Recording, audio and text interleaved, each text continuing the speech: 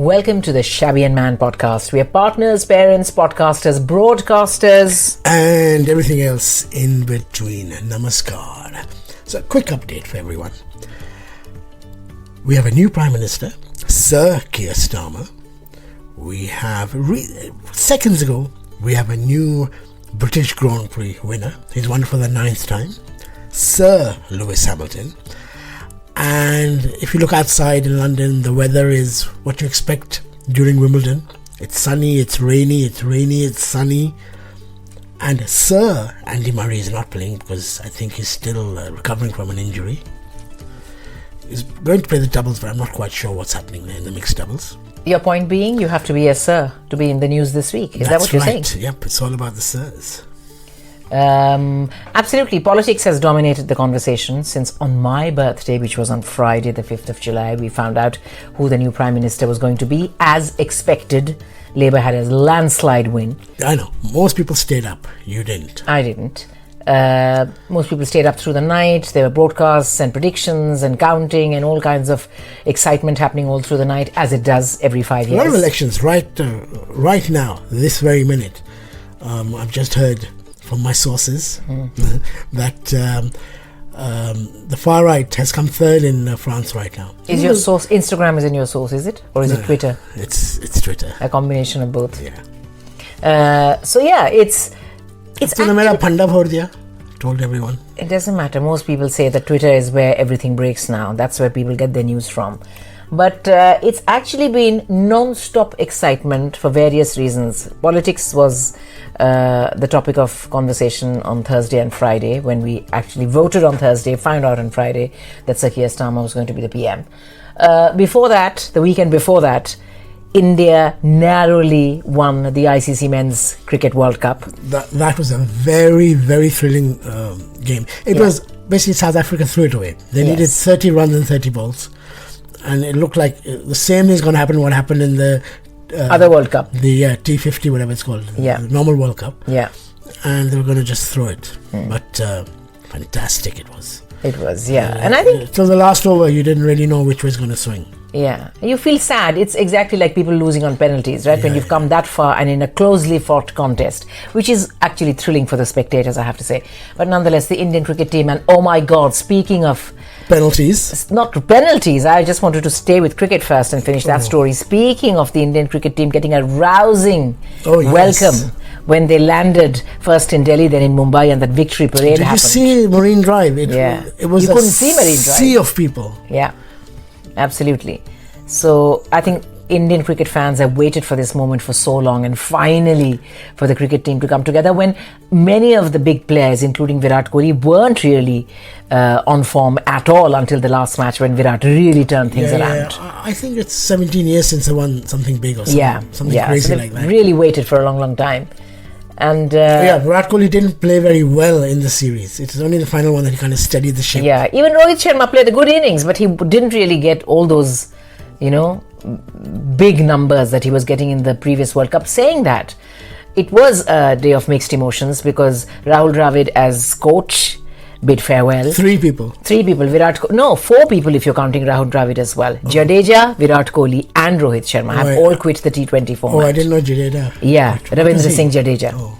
So there are 3 people actually in terms of players who quit the T20 format, which essentially means that I think they'll continue to play in the IPL, right? Yeah, just this format. Just the international T20 format. Yeah. And IPL is an internal thing anyway. IPL is not World Cup. Yeah, it's not an international competition. No. And Rahul Dravid. Talking about cricketers, yesterday we saw on TV and all over social media Sachin. Sachin was at Wimbledon. Yeah. Yeah. He was in the Royal Box. I saw a picture with him with Roger Federer. Yeah. And I think there were many cricketers who were spotted behind him, Ben right? Stokes, a lot of English cricketers, a lot of sports people. Olympians. What surprised me was just how childlike his excitement is, even when he is the Sachin Tendulkar, because on Instagram he was posting these informal invites. He was there with his wife, so it said Sachin Tendulkar and Anjali Tendulkar are invited to the Royal Box, and he just seemed so chuffed, and it was fantastic. there's another very interesting thing that I've seen on Instagram on the Wimbledon page this year, which I've not seen before, which is there's a girl who was consistently picked to be a ball girl at Wimbledon, I think 3 or 4 years running, which is quite rare. And she talks about the journey. She talks about how you have to go to certain schools in the borough where you're picked. To be a ball boy. To be a ball boy or a ball girl. Yes. How rigorous the training is. And she's saying that, it's not just people don't realize this, or maybe they do, because it happens so seamlessly. You have to work on you have to know the game inside out, and you have to know the things that are not really part of the rules, but it's just the way Wimbledon functions. You have to know how to throw the ball, when to throw the ball, when to interrupt, when to kneel, when to stand, how to be an absolute statue when the players are in play. Then you have to know, you're given a scenario and you are asked, what would you do if, and this is an unforeseen scenario, what would you do if suddenly 5 balls go missing, or suddenly something happens which has never happened before. They're mostly young kids, aren't they? They're young kids. They're like, I think, 14, 15-year-olds. And she's saying it's a matter of such honor. But she was saying that it's so thrilling. Don't forget the other perk. They get to wear a bit of Ralph Lauren. So she was saying you have to be you're trained physically, and then did you know that they have to go through about 6 rounds of written tests of knowing the rules of the game? And then she says that it isn't until a week before the tournament that out of 150 people who have trained, I think 30 are picked. So even that is a case of so near yet so far. Imagine the rest. Imagine the people who've trained and not get picked. I didn't realize that SW19 was so rigorous. It is so rigorous because it's a matter of pride. I mean, when you think of tennis, but you were telling me some Roger Federer story as well. Roger Federer had a fantastic story. Roger Federer was on Tonight with Trevor Noah in America, and which is when I discovered that they both have similar roots. They're both part Swiss, part South African. Yeah, I know. Trevor Noah and Roger Federer, both. Part Swiss. Part Swiss, part South African. Roger Federer is also part South Roger African? Federer's mother is also South African. Oh, I didn't know that. Yeah. So they really think of each other as, mother from another, brother from another mother, whatever. So he was talking about the incident when sometime in autumn he found himself in London. He fancied going to Wimbledon and taking a few photos and saying hello to his friends. And apparently there was a security guard who, for one reason or the other, which beggars belief, she had no idea who he was. Yeah. And whilst he kept saying that, believe me, madam, I've been here before, believe me. And the sweet, modest man that he is, he was trying not to say that I've won a historic number of 7, 8 titles. So he said, believe me, madam, I know. But she kept on insisting that he show her his pass or his formal, whatever it is, membership. His membership pass. Which he wasn't carrying because it was a last minute decision. It's absolutely hilarious. And then he says, I tried going the other way around, which is where somebody saw me, one of the groundsmen saw me and recognized me. And they said, oh my God, Mr. Federer, what are you doing here? And then he was kind of invited in, and it was a hilarious story. So there you go. Roger Federer trying to prove his identity to a Wimbledon official. But of course, this week, the main story, apart from it being your birthday, was all of us staying up through the night to see the election results. By all of us, you mean you and your son? Yeah, when Keir Starmer won it. You fell asleep. It was a foregone conclusion. Because know in the morning, you'll find out who won what, which seat. Yeah. It was very exciting though. Mm-hmm. And, you tell me that he's a man of solid credentials. No, that's what we're going to say. Sir Keir Starmer has had a stellar career before he entered politics as well. He was a leading human rights barrister, lawyer, and ended up becoming director of public prosecutions. That's why he was made a sir. Mm-hmm. So he's got solid credentials. And now I don't know if someone's twerking and playing around with me or if this is true, but someone told me that he was the inspiration for the Colin Firth character in Bridget Jones' Diary. Please. It might totally be ridiculous, but it sounds very ridiculous. Now that I remember Bridget Jones' Diary, it could well be true. But one thing I do know about Keir Starmer, his middle name is Rodney, which always reminds me of Only Fools and Horses. Yeah. Which is, by the way, for everyone out there, is a British sitcom, a very, very popular, an iconic British sitcom from the 80s. So now that he's Prime Minister, will he still be addressed as Sir Keir? Yeah, he'll be Sir Keir. Sir Keir. We are going around saying Lord Cameron. Yeah, that's true.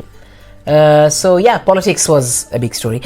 Since we recorded the last episode of this podcast, we actually went and saw Kalki. on the day of yes. release. I think in the last podcast I mentioned I'm very excited to go and see something in the IMAX on the big screen. Yeah. And we did go and see it. Yeah, what did you think of it? Maybe because we had different views. Don't sit on the fence. No, we had different views. Yeah. Maybe because I'm starved of big screen releases, watching it on a big screen, I really enjoyed it. It was a wonderful spectacle to behold, as they say.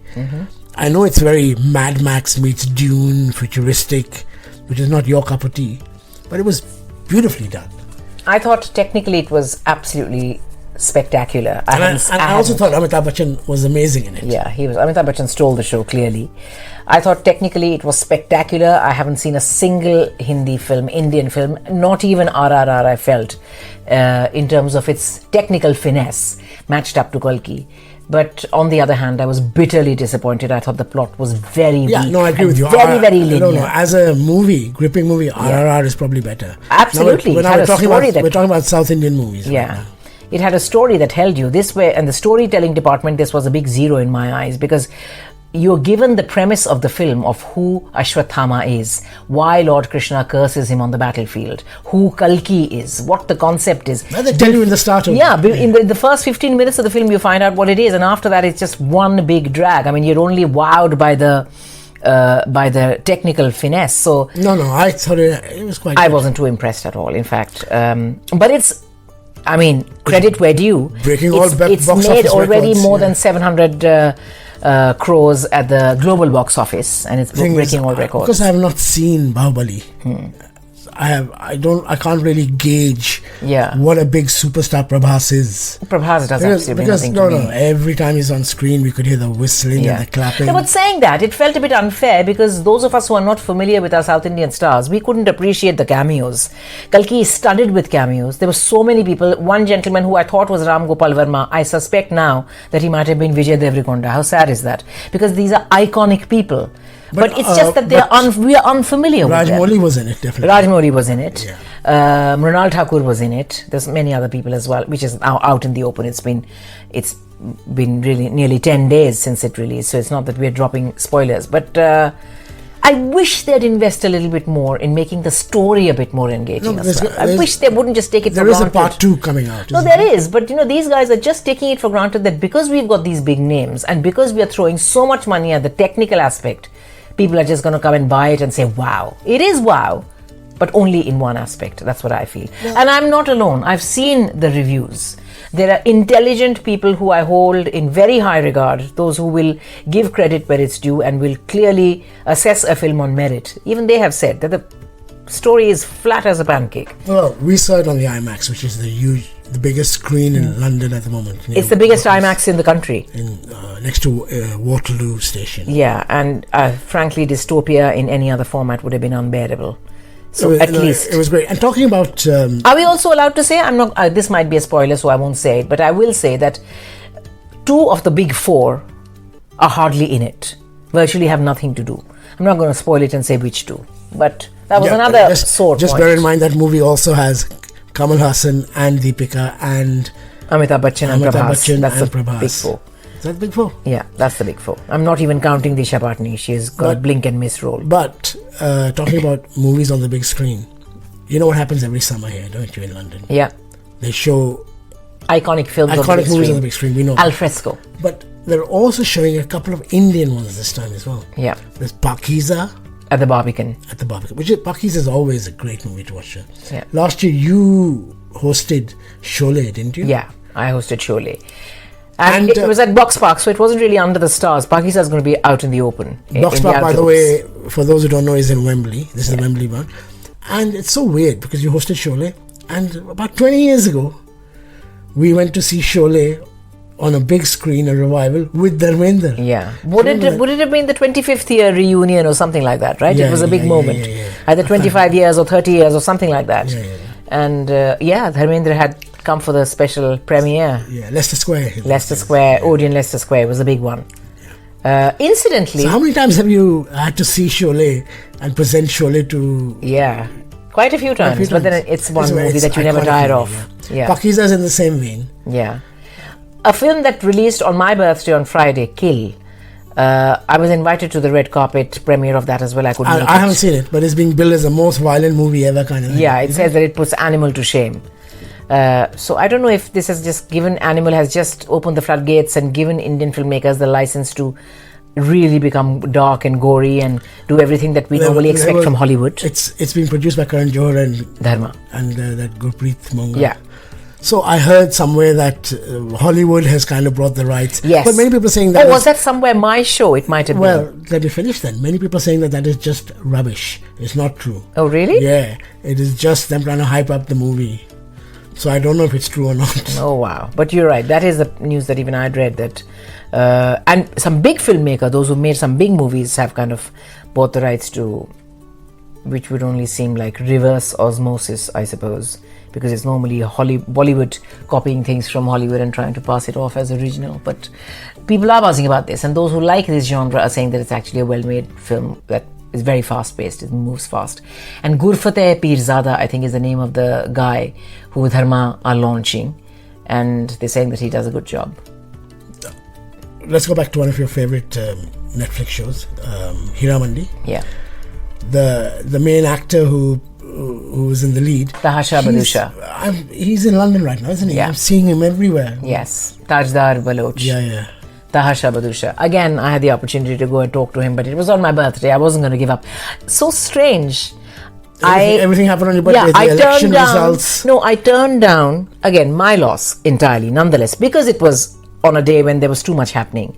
I turned down the opportunity to go and chat with Taha Badusha. I turned down the opportunity to chat with Nagashwin, the director of Kalki. Even he was doing interviews. The director of Kalki. The director of Kalki. He was doing interviews, and sadly, again, it was on my birthday, that same Friday. So, again, like I say, my loss, because I would love to sit and, especially if I've seen their work, I would like to sit and chat with them, because sometimes when they give you their perspective, it that helps you understand the film slightly better. Talking about your birthday, anything exciting on your birthday? I heard your WhatsApp in your studio crashed. Yeah, my WhatsApp in my studio crashed. I had so many wonderful listeners send me lots of stuff, from cake to prosecco to chocolates to cards. It's very nice, but I've never understood the theory of sending cake by post. Yeah, and this was the first time that I'd seen that these are slices of cake that are obviously hygienically and very beautifully and professionally sealed. Yeah. And Wrapped. you can post them to the letterbox. Oh. So it's a kind of it's a new concept, clearly, and one that I approve of, because because last year I remember somebody sent me a whole cake and there's only so many slices that 5 people in the office can eat, and then it stayed in the fridge forever. By the time we saw it, sorry, I don't want to be presumptuous, but you could have brought it home, No, I know. But last year, if you remember, it was my 50th. We weren't here. On the day of my birthday, we landed in Nairobi. Correct. So this must have been sent to me the previous weekend or something like that. But it was a good day. And I'm looking forward to my 51st year, because already there's a lot happening. I'm due to watch a musical. I'm due to do some outdoor broadcasts. This week, yeah? This week. Yeah. I know this huge box of flowers that was sent to you. Yeah. I thought it was very strange, but obviously it's well planned. I thought there's no flowers, it looks like all buds. But then a day later, they all kind of blossomed and bloomed, didn't they? Yeah. So they're probably, in fact, I've been people told, who send these flowers know what they're doing. Yeah, I've been told what these flowers are and that they should bloom for a full 10 days. Very nice. So that's that. Anything else you want to discuss? There's so much has happened. Do you want to talk about England winning on penalties at the UEFA, and finally people pinning their hopes on Wednesday, which is when they play the Netherlands? Yeah, I thought we'll talk about it after we win the whole thing. It's very simple for me. India has to win the World Cup in cricket, and England has to win the World Cup in football. How do you justify that? Because that's what people say. When England had a very lucky draw. No, when both tournaments were on at the same time, and people would ask me, "Who are you supporting?" I'd have to ask them, "Which sport are you talking about?" There's a wonderful little clip going around of Indians and Pakistanis together, enemies in cricket, but all together watching the football. Yeah. Which is how it should be. No, it should be, absolutely. But then it's a bit strange, right? Why is it that British Asians end up supporting India or Pakistan and not England in cricket? Yeah, because the Indian and cricket team is good. Yeah. I don't think... Because they idolize these sports people, I don't think India has a football team to talk of. Yeah, that's true. And football is a huge thing in this country because I'd still like to think the Premier League is still the best league. Yeah. And I'm sure that you can make it in this league, you can make it anywhere. When occasions like this, when the World Cup or when UEFA and things like these come round, I'm sure it actually impacts the economy as well, right? Because England staying on for another 4 days means that pubs will once again be overflowing. England shirts will be flying out of the shops. That's right. It's the Euros, though. Yeah. This is a European competition. Yeah. There's another competition happening in South America. Yeah. The Copa Cup or something, which is... I think Canada's also in it, but it's mostly American, South American teams. What was your take on Messi? Not Messi, sorry, Ronaldo and Ronaldo's exit? I liked him. I mean, I was, in one of them when he missed the penalty and he was crying. He burst into. I thought that was a very genuinely human thing to do. Yeah. And then he took a penalty and he took his team While through. some people were saying, "Oh, what a crybaby," I thought it was great. Well, he is the most followed man on the planet on Instagram. Is he? 688 million followers or something like that. I didn't even know Instagram could go that far without crashing. But there you go. Also somebody, again, it depends on, what you think of them as people and how passionate you are about your idols. I mean, he's had a over 20-year career. The amount of jerseys, football shirts he's sold is unbelievable. Yeah.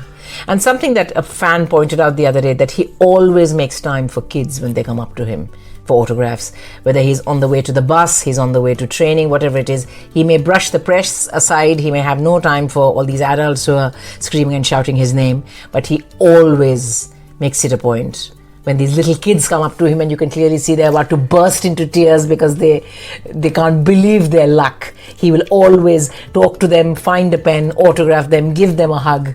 That's probably Ronaldo the dad. He also has an incredible array of watches. Every time I see him. Yeah, but there's something, if you're earning like $1 million a day or something like that. I see a clip of, some extremely extravagant watch, a bit like your Ambani. Yeah, Ambani's son. Yeah. Anant Ambani. Thank you.